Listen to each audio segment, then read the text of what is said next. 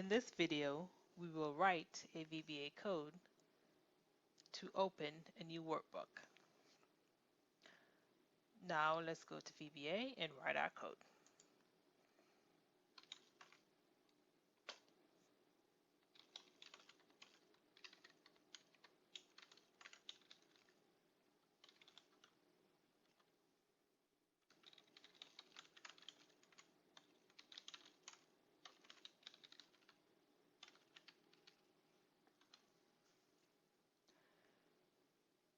And there is our code.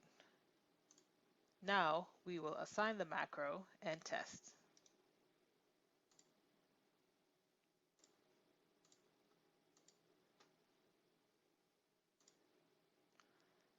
And there is our new workbook.